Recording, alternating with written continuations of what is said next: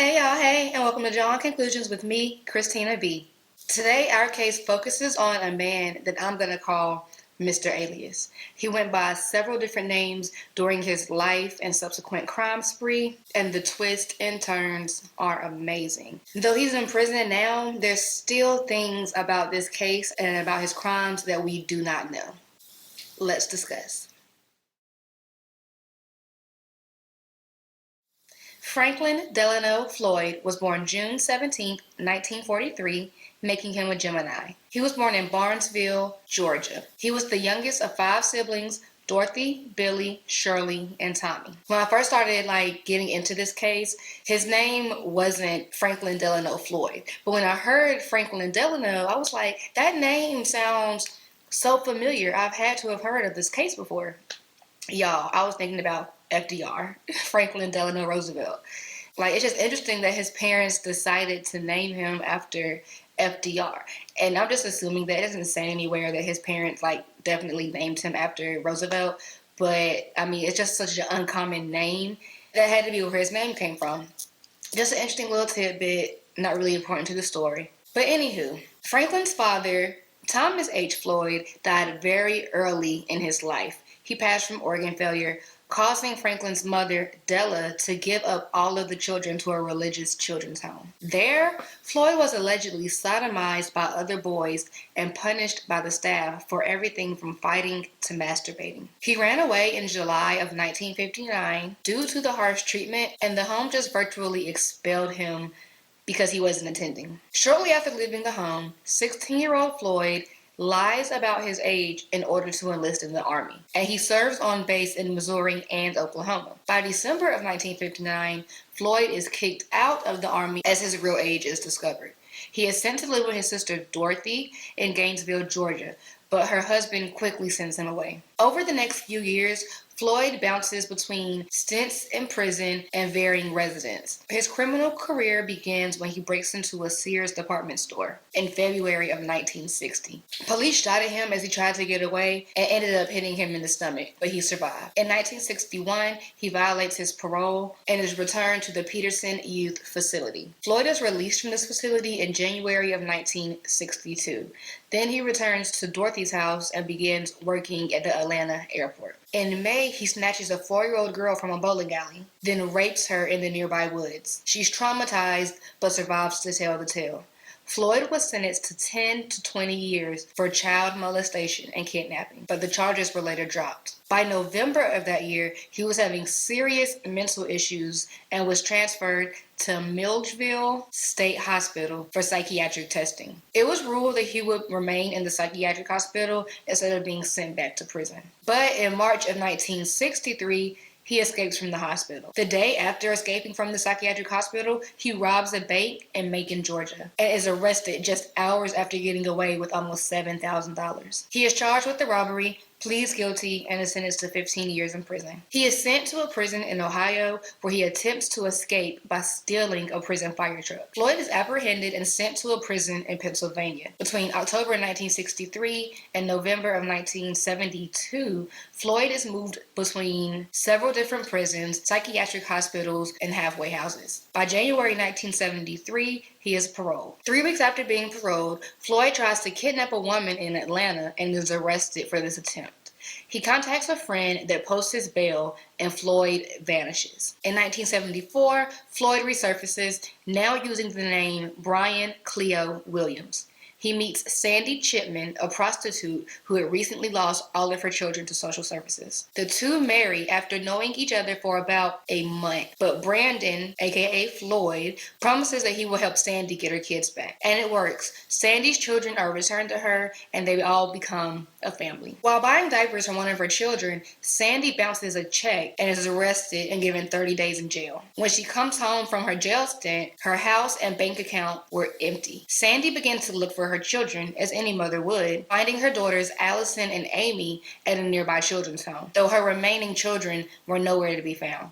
The police were unhelpful because the case was seen as children being with their stepfather, and Sandy had no reason to assume that they were in any danger. Eventually, a third daughter, Suzanne, and an infant son, Philip, were presumed dead, and Floyd once again vanished. In 1975, Floyd, now going by Trenton B. Davis, appeared in Oklahoma with the young girl that he introduced as his daughter, Suzanne. He enrolled her in school, and for a while, life was normal for the two. Trenton, aka Floyd, hired a babysitter for Suzanne, and this babysitter soon became suspicious of Floyd. She contacted authorities, telling them that she believed that Trenton or Floyd had been molesting Suzanne. Before an investigation could be done, the pair disappeared. In 1984, Floyd again resurfaces in Clayton County, Georgia. This time, he's going by Warren Marshall. He also had his daughter, now going by Sharon, with him, and he enrolled her at Forest Park High School. Sharon thrived here. She was known as a bubbly, outgoing young woman whose intelligence equally matched her effortless beauty. She was set to graduate with honors and attend Georgia Tech on a scholarship to study aerospace engineering with the hopes of working for NASA one day. That was until she became pregnant by a classmate. She gave birth to a little boy who Floyd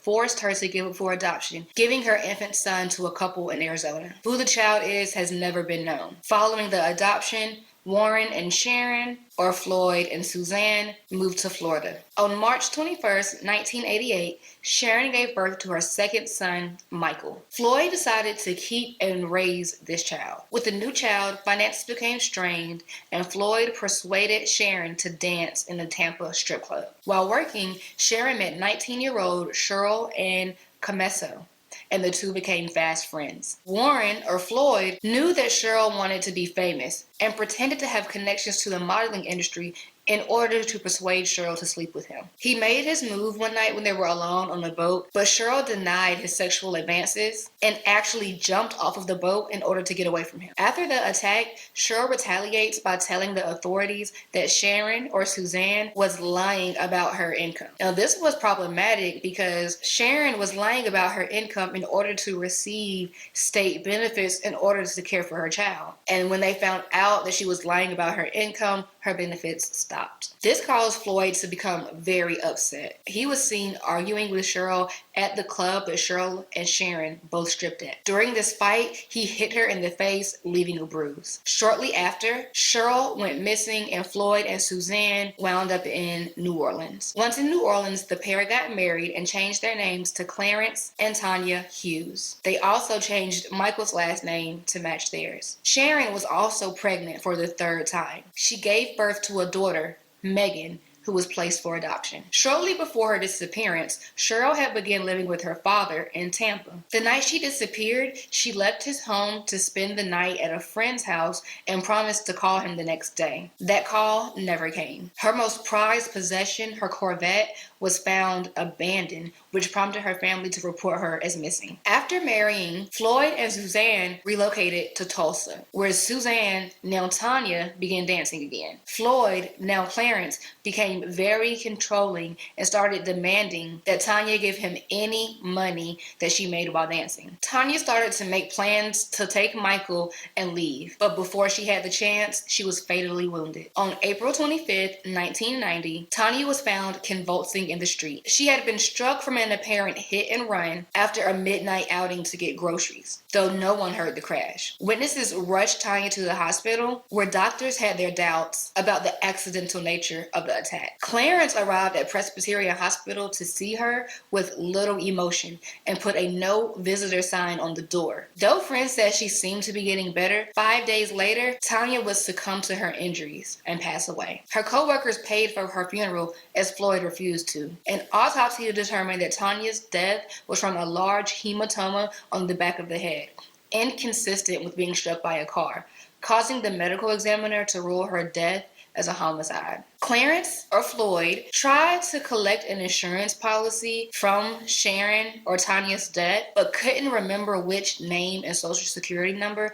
he had originally used when getting the policy. Finally, after trying all of his aliases, he had to use his real name and real social security number, which matched what the policy had on record. Since he had to use his real name, he knew the police would be hot on his trail, so he left without Michael, who ended up becoming becoming a ward of the state. Michael was placed with the Bean family, who quickly discovered that he was mentally stunted. He only had the mental capacity of a 9-month-old, and he was at this point 2. He was completely nonverbal and suffered from other mental ailments. They soon began the process of adopting him. Now that authorities had Floyd's real name and they knew that he was a fugitive, they were trying to track him down. They were still trying to figure out what Tanya's real name was, but did discover that the name that she was using had been stolen from a tombstone in a nearby cemetery. Floyd was eventually arrested on a probation violation, and a routine paternity test was done between Floyd and Michael, showing that Michael was not Floyd's biological son, as he claims. After serving only 33 months, Floyd was released from prison and began working as a maintenance man in an apartment complex, which is not the job that you want this man doing, having access to dozens of apartments. I mean, he would have the master key to all of these people's homes. This is not the job that you want this man doing. A woman who lived in this apartment complex returned home to find Floyd in the bushes outside of her apartment. He jumped out and attacked her with a knife, cutting her several times as she tried to defend herself. She survived. Floyd was arrested and quickly posted bail. While out of jail this time, Floyd tried his best to get custody of Michael. Due to his criminal background and lack of familiar relation, authorities denied his request. This enraged Floyd, and he decided he was going to get Michael back by any means necessary. On September 12, 1994, while out on bail for his most recent crime, Floyd went to Michael's school in Oklahoma with a gun and demanded that the principal let him take the child. When the principal went and got the child out of class, Michael abducted them both, taking the principal's car. He drove the car to a remote area where he handcuffed the principal to a tree and left in the principal's car with Michael. A couple hours later, the principal was found, but it would be a couple months before they were able to catch up with Floyd again.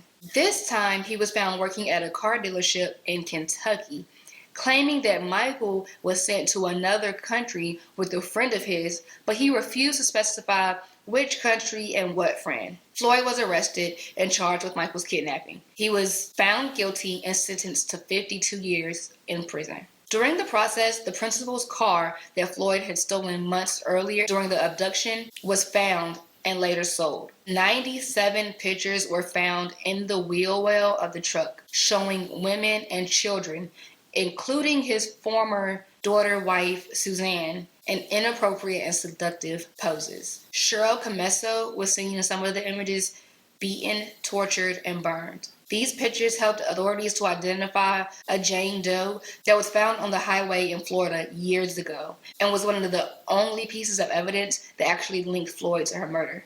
He began to file appeals for all of his convictions, but in 2014, the FBI received Michael's missing persons case. During their investigation, they found that Tanya was Sharon, who was actually Suzanne, and her full name was Suzanne Savakis. And they found that she was the daughter of the prostitute that Floyd had once been married to, the one that he had left when she got arrested and had to spend those 30 days in jail. They continued to interview Floyd, and eventually he confessed that he killed Michael on the same day that he abducted him. He said that he killed him because he didn't have the same hold on the boy as he once had, and it wouldn't be easy to control him like it was before. Michael's body has never been found. The last piece of the puzzle was Philip, the little brother of Suzanne, who was also thought to be dead. Floyd had left him in a hospital in North Carolina where he ended up getting adopted. In 2019, his adoptive mother saw the story on TV and thought that her son could be this missing little boy. So of course, she went to him and told him this. Curiosity got the best of him, and he began also thinking that maybe he was baby Philip. So he came forward and did a DNA test that proved that he was baby boy Philip that had thought to be dead all these years. Franklin Floyd is currently sitting on death row in Florida. Now an elderly man, time or COVID may kill him before the state gets a chance to. Thank you so much for joining me today. I hope you enjoyed our case. Please like, share, subscribe. Like, share, subscribe. Comment down below. Talk that shit if you got to. I love you. Be great, be you. I'll see you soon.